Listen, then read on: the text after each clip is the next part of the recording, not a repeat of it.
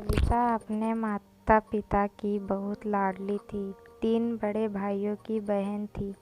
कोई भी चीज़ मांगने पर उसी वक्त सामने हाजिर हो जाती।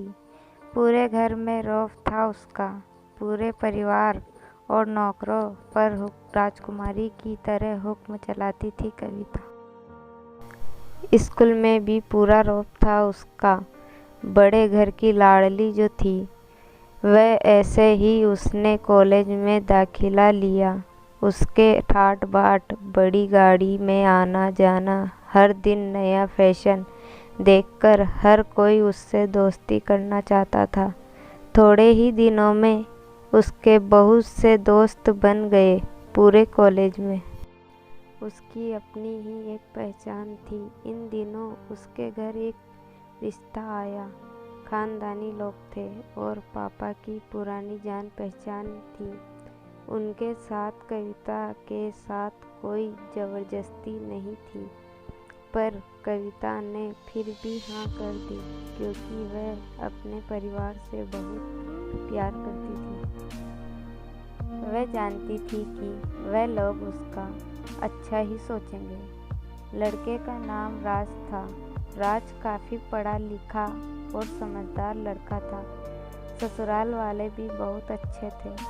ससुराल में कविता की जगह वैसी ही थी जैसी कि मायके में। कोई भी कार्य कविता की सलाह के बिना नहीं होता था। सबकी लाडली बहू बन गई थी वह। फिर उसके घर एक बेटे का जन्म हुआ। राहुल कविता को जान से प्यारा था। पोता पाकर ससुराल वाले तो फूले नहीं समाते थे। कविता कभी कभी सोचती कि उसकी किस्मत कितनी अच्छी है। उसका हर अपना उसे कितना प्यार करता है। चाहे जीवन में कैसा भी समय आए, मेरे अपने हमेशा मेरे साथ हैं। मैं कभी अकेली नहीं हो सकती। कितनी खुशकिस्मत हूँ मैं। पर शायद कविता की खुशियों को उसकी अपनी ही नज़र लग गई थी।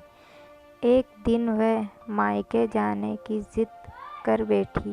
राज को बहुत काम था, लेकिन वह फिर भी उसे ले गया। रास्ते में उसकी गाड़ी अन्य गाड़ी से टकरा गई। कविता, राज और राहुल बहुत बुरी तरह से जख्मी हो गए। काफ़ी दिनों के इलाज के बाद राज और राहुल तो ठीक हो गए, लेकिन कविता पूरी तरह ठीक ना हो सकी। सर पर चोट लगने के कारण वह अपनी आंखों की रोशनी खो बैठी। अब कविता की किस्मत जैसे उल्टे पांव चलने लगी। मायके वाले कुछ दिनों तक उसे मिलते आते रहे। फिर कभी कभार फ़ोन ही करके पूछ लेते कि अब कैसी हो। धीरे धीरे यह सिलसिला भी कम हो गया। ससुराल वालों की सहानुभूति भी कम होने लगी। घर में किसी को पास बैठने के लिए कहती तो जवाब मिलता, बहुत काम है, अब तुम भी हाथ नहीं बटा सकती।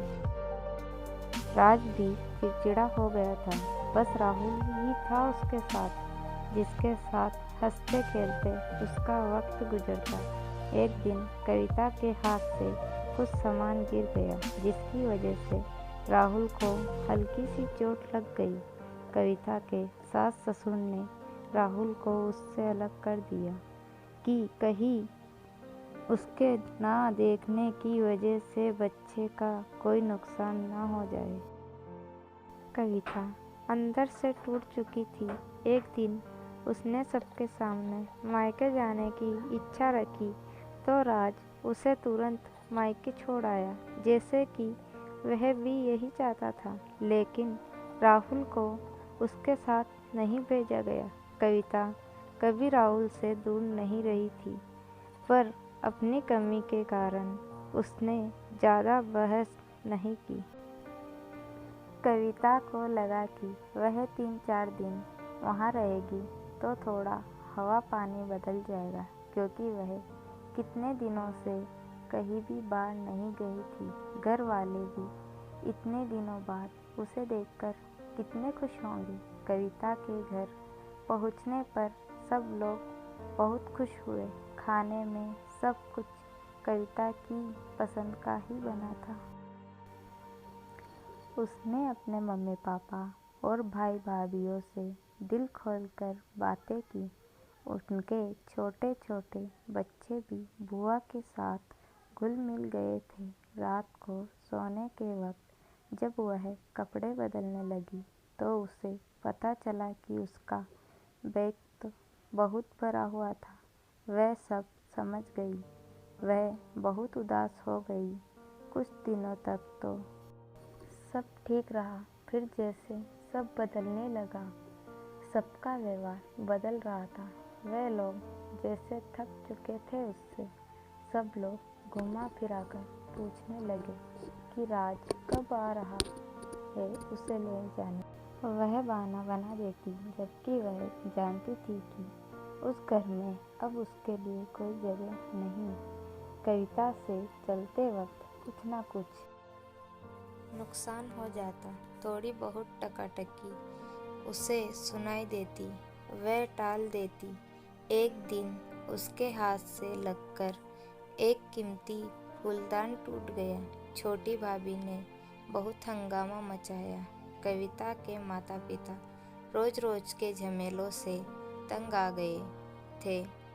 उन्होंने राज को खुद से फोन कर दिया। राज कविता को अपने घर ले गया। कविता को अपने परिवार वालों से ये उम्मीद ना थी। जिस कविता के कहे बिना घर में एक पत्ता भी नहीं हिलता था, उस घर के लिए वह अब बोझ बन चुकी थी। राज के साथ ससुराल आते वक्त वह बहुत खुश थी, क्योंकि वह अपने घर जा रही थी, अपने जिगर के टुकड़े राहुल के पास। परंतु यह खुशी भी कुछ पल की ही थी। सारा बंदोबस्त पहले से ही किया हुआ था। कविता को सीधे ऊपर वाले कमरे में पहुंचा दिया गया। राहुल से दूर रहने की सख्त चेतावनी दी गई। एक कामवाली लता को उसकी जिम्मेदारी सौंपी गई, जो उसके खाने पहनने जैसी ज़रूरतों का ध्यान रखती। कविता ज़्यादातर चुप ही रहती। कभी कभी कामवाली लता से थोड़ा बतिया लेती। उसके ज़रिए राहुल का पता चल जाता। सबकी लाडली बेटी और बहू सबके लिए लाडली से बोझ बन चुकी थी।